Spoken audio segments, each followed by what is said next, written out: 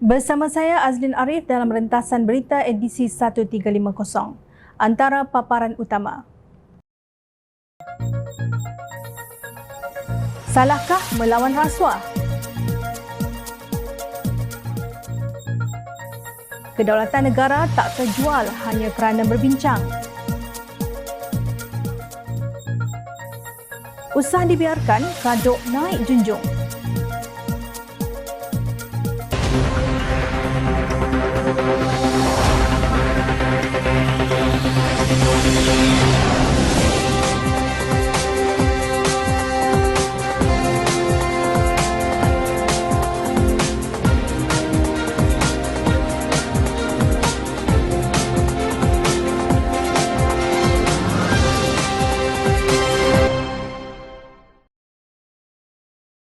Assalamualaikum dan salam sejahtera.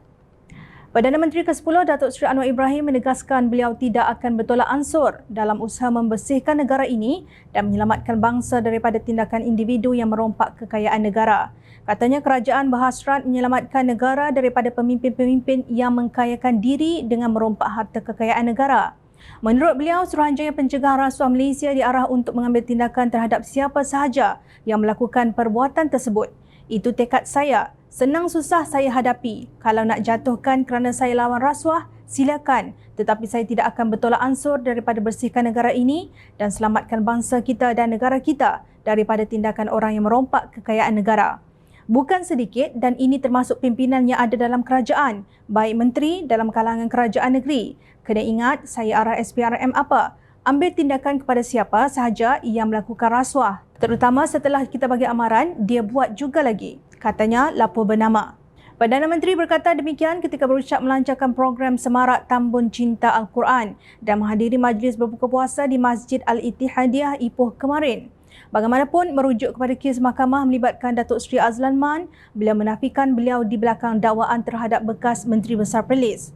Apabila kita ambil tindakan, kita zalim. Bukan saya ambil tindakan saudara. Ini yang paling akhir mantan Menteri Besar Perlis. Saya bukan siasat. Bukan saya buat laporan ke SPRM atau polis, katanya. Azlan berhadapan dengan 5 pertuduhan berkaitan tuntutan palsu bagi kemudahan cuti seberang laut berjumlah lebih 1.18 juta ringgit antara 2013 dan 2017 ketika mentadbir negeri itu. Menurut pertuduhan tersebut, Azlan didakwa dengan niat menuntut kemudahan cuti seberang laut yang layak diberikan kepadanya sebagai Menteri Besar Perlis bagi tempoh bermula 2013 sehingga 2017 sedangkan tidak ada sebarang perjalanan tersebut oleh beliau. Ia membabitkan sebuah harga tiket penerbangan ke London, United Kingdom dan invoice syarikat pelancongan Sri Kedawang Travel and Tours Sdn Bhd serta Ida Travel and Tours Sdn Bhd. Beliau didakwa melakukan kesalahan mengikut Seksyen 18 Akta Suruhanjaya Pencegahan Rasuah SPRM 2009 yang boleh dihukum mengikut Seksyen 24/2 Akta yang sama. Jika sabit kesalahan, tertuduh boleh dipenjarakan tidak melebihi 20 tahun dan denda tidak kurang daripada 5 kali ganda jumlah atau nilai butiran dokumen yang palsu atau berbentuk wang atau RM10,000 mengikut mana yang lebih tinggi. Selain itu juga Azlan menghadapi pertuduhan mengikut Akta Pencegahan Pengubahan Wang Haram, Pencegahan Pembiayaan Keganasan dan Hasil daripada Aktiviti Haram 2001 pada esok. Tuduhan terhadap Azlan menunjukkan pimpinan Anwar tidak melakukan pendakwaan terpilih kerana tertuduh adalah pemimpin UMNO Perlis. Bagaimanapun, Anwar tetap mengarahkan Lembaga Hasil Dalam Negeri LHDN untuk mengutip cukai termasuk daripada individu yang kaya dalam usaha menyelamatkan negara daripada kehilangan hasil. Lembaga Hasil Dalam Negeri kutip cukai daripada semua orang. Ini kalau dia tu orang kaya berbilion-bilion, dia tak bayar cukai, dia bayar sikit. Yang orang biasa kena bayar cukar. Inilah yang kita harus betulkan. Jadi saya sebut perkara ini kerana apa kaitan dengan Ramadan. Ramadan ini disiplin diri, soal nilai, soal akhlak yang saya ungkapkan sebagai madani, tegasnya seperti dipetik. Februari lalu, Anwar mengarahkan Bank Negara Malaysia, Polis Diraja Malaysia, SPRM dan LHDN meneruskan siasatan dengan rapi ke atas isu Pandora Papers. Arahan saya kepada badan ini untuk teruskan siasatan dan saya mohon semua pihak bersikap tegas. Jangan lindungi, kalau ada bukti maka tindakan perlu diambil. Kalau tindakan diambil tanpa fakta, bukti, itu boleh dicabar atas dasar penyalahgunaan kuasa atau kepentingan politik, katanya di Dewan Rakyat. Beliau berkata demikian sebagai menjawab soalan Ahli Parlimen Barisan Nasional Parit Sulong, Datuk Seri Dr. Nuraini Ahmad berhubung pendirian kerajaan mengenai isu Pandora Papers. Menurut laporan, siasatan adalah menjurus kepada kekayaan luar biasa yang dimiliki beberapa individu, termasuk bekas menteri dan individu kenamaan lain serta keluarga mereka, selain kaitannya dengan syarikat luar pesisir di luar negara. Difahamkan SPRM juga menyiasat kemungkinan ada hubung kait kewangan yang dimiliki hasil daripada tender dan projek kerajaan. Nah, itulah yang menggerunkan para koruptor negara ini. Sebab itu, saban hari ada yang meratip mahu mengulangi tebuk atap. Sebagai permulaan untuk membantu golongan B40 Januari lalu, kerajaan melancarkan program rahmah yang dijalankan Menteri Perdagangan Dalam Negeri dan Kos Sara Hidup KPDN, Datuk Seri Salahuddin Ayub. Pada 29 Mac pula, Perdana Menteri mengumumkan bayaran bantuan khas kewangan Aidilfitri tahun 2023 yang memberi manfaat kepada 850,000 pekebun kecil getah, pesawah dan nelayan yang menelan belanja RM170 juta. Bantuan ini diselaraskan oleh Kementerian Pertanian dan Keterjaminan Makanan KPKM yang diterajui oleh Datuk Seri Muhammad Sabu. Menurut laporan bernama, bantuan secara one-off sebanyak RM200 seorang kepada nelayan diterima baik oleh mereka yang tidak mempunyai pendapatan tetap. Namun, pemimpin Perikatan Nasional masih juga mengimpikan mahu menjatuhkan kerajaan pilihan rakyat ini menerusi hasutan kononnya kerajaan meminggirkan orang Melayu Islam.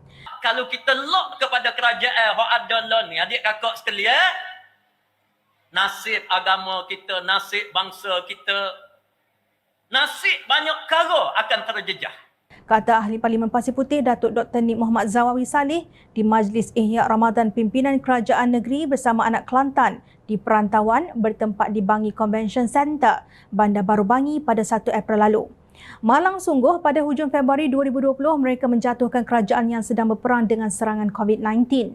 Akibatnya rakyat merana selama 33 bulan. Hari ini mereka nak jatuhkan kerajaan yang sedang berperang dengan serangan rasuah. Kegilaan apakah ini? Ketua Pengarah Jabatan Komunikasi Komuniti JKOM, Datuk Dr. Muhammad Agus Yusof menyelar sikap seorang YouTuber yang memberi komen negatif dan mensensasikan isu tuntutan China terhadap wilayah Malaysia di Laut China Selatan. Saya tidak pernah berhasrat untuk mengulas kenyataan media PM di Shah Alam pada 8 April 2023 tentang Laut China Selatan. Tetapi apabila seorang YouTuber dengan tajuk videonya nak bodek China pun agak-agaklah Abang Non. Mensensasikan isu ini, saya fikir ia sangat berbahaya dan memerlukan penjelasan, katanya dalam satu kenyataan. Menurut Muhammad Agus, video tersebut mengecam Datuk Seri Anwar Ibrahim sebagai individu yang membodek China seolah-olah tak ingat dunia. Ekoran kenyataan Perdana Menteri yang mahu berunding dengan China mengenai pertindihan cari gali petroleum di kawasan Zon Ekonomi Eksklusif ZEE oleh Petronas. Kata Muhammad Agus, kenyataan Perdana Menteri bukannya mengiktiraf kawasan ZEE itu milik China, tetapi mempertahankan kawasan itu sebagai kawasan milik negara kita di meja rundingan. PM menyuarakan hal tersebut kepada kerajaan China setelah China juga menyatakan mereka menuntut kawasan yang sama. Kenyataan PM itu dimanipulasi oleh pembangkang sebagai menjual kedaulatan negara dan menyerang PM dengan mengatakan kenyataan PM itu sebagai suatu tindakan yang mengguris hati rakyat. Mereka juga menganggap PM kita tidak layak memimpin negara ini, tegasnya. Beliau juga memetik beberapa komen beremosi yang mencaci Perdana Menteri. Antaranya, Anwar bukan tahu apapun, dia ni lapak nak jadi Perdana Menteri je. PMX letak jawatan, anda bukan pelindung negara. Kita kena bertindak sekarang sebelum nasi jadi bubur. Tak mustahil negara pun dia akan jual jika dia tersepit. Muhammad Agus sekolahkan YouTuber tersebut yang menggunakan nama samaran dan pengkomen berhubung international relation atau perhubungan antarabangsa. Salahkah apabila PM mengatakan akan mempertahankan wilayah Malaysia melalui meja rundingan? Walhal rundingan itu sangat penting untuk kita menyelesaikan konflik secara aman dan konstruktif, terutamanya dengan China yang merupakan kuasa terbesar dunia, bidasnya. Beliau juga melahirkan dua kata nasihat. Pertama, jika pun kita berbeza politik kepartian, janganlah bermain dengan isu kedaulatan negara. Menuduh PM hendak menjual kedaulatan negara adalah tidak bertanggungjawab, tidak beretika dan tidak bermoral.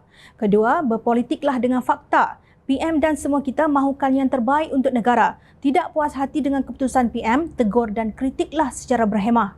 Dalam kehidupan bernegara, tanggungjawab utama kita adalah membawa naratif yang betul kepada masyarakat. Sama-sama kita jaga kedaulatan negara kita, tegas bekas Profesor Sains Politik Universiti Kebangsaan Malaysia itu. Subjek perhubungan antarabangsa mesti diambil oleh semua pelajar yang mengkhusus dalam bidang sains politik. Kadangkala subjek tersebut dinamakan international politik atau politik antarabangsa. Kontennya lebih kurang sama. Ada universiti yang menawarkannya di peringkat diploma, ijazah sarjana muda, master sehingga ke peringkat kedoktoran PhD. Subjek tersebut amat menarik kerana ia mendedahkan pelajar kepada pelbagai taktik dan strategi dalam political maneuvers atau gerakan politik yang dilakukan oleh negara-negara di dunia, khususnya kuasa-kuasa besar. Yang mengkomen secara emosi, tidak bertanggungjawab, tidak beretika dan tidak bermoral ada belajar subjek itu ke tidak? Kalau tidak, maknanya ia umpama membawa kail yang sejengkal tetapi hendak menduga sebuah lautan. Terdahulu, Anwar menegaskan bahawa kerajaan tidak akan bertolak ansur berhubung isu perairan Laut Cina Selatan yang kini menjadi pertikaian dengan China. Perdana Menteri juga menyifatkan Tan Sri Mahiddin Mat Yassin sebagai individu yang bermasalah dan tidak meneliti kenyataan yang dikeluarkan beliau sebelum itu. Muhyiddin ini dia banyak masalah sekarang. Dia tak baca apa kenyataan saya. Tiada langsung saya sebut saya nak tolak ansur dan ini yang saya sampaikan kepada pemimpin-pemimpin Cina yang tidak dilakukan beliau. Cina menyatakan ada bertindih. Jadi kalau begitu kita berbincang tetapi tidak menghalang untuk kita teruskan projek. Projek tetap berjalan, jadi apa yang tidak kita kompromi kerana projek cari gali Petronas akan tetap berjalan di kawasan yang kita percaya milik negara, tegasnya. Anwar berkata demikian sebagai mengulas kenyataan Presiden Bersatu itu yang mendakwa beliau mengeluarkan kenyataan yang cuai berhubung kedudukan negara di Laut Cina Selatan. Beliau juga menempelak pihak pembangkang yang sering ponting di Parlimen. Ini adalah masalah pembangkang yang dia tidak dapat nak tumpukan, tak hadir Parlimen, tak dengar pandangan dan tak baca ulasan kerana kita konsisten sebut projek cari gali ini diteruskan. Memang Cina kata ada bertindih, jadi saya kata bincang, takkan nak perang, tempelaknya. Baru-baru ini, Pengerusi Perikatan Nasional itu dilaporkan berkata, kenyataan Anwar berhubung isu berkenaan sebagai tidak bertanggungjawab selain menggadai maruah serta kedaulatan negara. Beliau juga mendakwa implikasi daripada tindakan tersebut secara tidak langsung memperakui tuntutan China terhadap kawasan yang sudah sah menjadi wilayah Malaysia. Peribahasa Turki menyebut busuk ikan mula di kepala. Dalam konteks kenyataan Perdana Menteri ini, kalau pengikut maki hamun tak tentu hala, puncanya ialah pemimpin yang mengeluarkan disinformation atau salah maklumat yang sengaja disebarkan untuk membohongi orang ramai. Kebetulan kita sedang meraihkan bulan Ramadan yang mulia. Justru, jom channel rujuk rencana Pejabat Mufti Wilayah Persekutuan dalam Irsyad Al-Fatwa Khas Ramadan Siri ke-113. Adakah berbohong membatalkan puasa yang diterbitkan pada 7 Mei 2019. Melakukan dosa seperti berbohong dalam bulan Ramadan lebih-lebih lagi dalam keadaan seseorang itu sedang berpuasa menjadikan ianya lebih berat di sisi Tuhan menurut rencana tersebut. Dalam sebuah hadis yang diriwayatkan oleh Abu Hurairah radhiyallahu an, Rasulullah sallallahu alaihi wasallam bersabda yang maksudnya barang siapa yang tidak meninggalkan ucapan yang dusta dan beramal dengan pembohongan, maka Allah tidak berhajat ke atas perbuatannya yang meninggalkan makan dan juga minum. Hadis riwayat Al-Bukhari. Justru Jom Channel bersetuju dengan Ketua Pengarah JCOM yang tampil membidas manipulasi yang dimainkan oleh pihak pembangkang. Malah Muhammad Agus sepatutnya lebih kerap bersuara dengan pantas untuk mematahkan serangan pembangkang dengan tuntas. Dalam pada itu, celah mana pula kononnya Menteri Pertahanan Datuk Seri Muhammad Hassan bercanggah dengan Perdana Menteri? Nak mensensasi isu Cina pun agak-agaklah, wahai pembangkang. Pada 31 Mac lalu, Mahkamah Persekutuan menolak permohonan Najib untuk mendapatkan kebenaran bagi menyemak keputusan Mahkamah Persekutuan yang menolak rayuan akhir kes penyelewengan dana RM42 juta milik SRC International. Susulan itu, keputusan yang dibuat 23 Ogos tahun lalu oleh panel hakim yang dipengerusikan Ketua Hakim Negara Tun Tengku Maimun Tuan Mat yang mengekalkan sabitan bersalah, hukuman penjara 12 tahun dan denda RM210 juta terhadap Najib adalah kekal. Ini bermakna Najib kekal di penjara Kajang dan pilihan terakhirnya untuk dibebaskan ialah menerusi pengampunan diraja daripada Yang di-Pertuan Agong. Datuk Seri Anwar Ibrahim mengakui beliau berada dalam lembaga pengampunan, namun menegaskan kuasa memberi keampunan adalah di bawah Yang di-Pertuan Agong mengikut perkara 42/1 dan 42/2 Perlembagaan Persekutuan. Susulan itu, Perdana Menteri menegaskan tidak timbul konflik kepentingan dalam hal itu kerana ada proses yang perlu diikuti dan keputusan akhir adalah di bawah kuasa Yang di-Pertuan Agong. Tentunya kita akan patuh kepada peraturan dan syarat. Ia melalui proses ditetapkan walaupun saya akan ada dalam proses itu.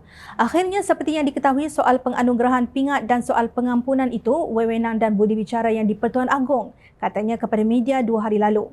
Menteri Pengangkutan Anthony Locke ingin memberi peringatan dan penjelasan kepada seluruh rakyat Malaysia bahawa isu permohonan pengampunan diraja ke atas Najib Razak tidak pernah dibawa ke dalam mesyuarat kabinet untuk dibincangkan.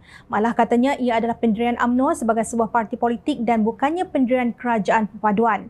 Tidak pernah dibincangkan dalam kabinet dan ia bukan pendirian kerajaan. Kita kena tahu membezakan isu pardon, iaitu pengampunan, itu adalah pendirian UMNO sebagai sebuah parti politik. Pardon dari segi proses, sesiapa sahaja yang disabitkan dengan kesalahan boleh memohon pengampunan. Itu adalah proses biasa. Sesiapa sahaja boleh memohon pengampunan. Tapi sama ada dibenarkan atau tidak, terpulang kepada Yang di-Pertuan Agong, kita menaruh kepercayaan kepada proses dan kebijaksanaan Agong untuk membuat keputusan yang terbaik, katanya dipetik Astro Awani. Jika dilihat secara luaran, ianya tidaklah seserius yang dibaca atau didengar oleh sesetengah pihak. Namun, ada di antara mereka yang berada di peringkat akar umbi sangat bimbang dengan situasi sebegini demi menjaga integriti, jangka hayat kerajaan dan kepercayaan rakyat.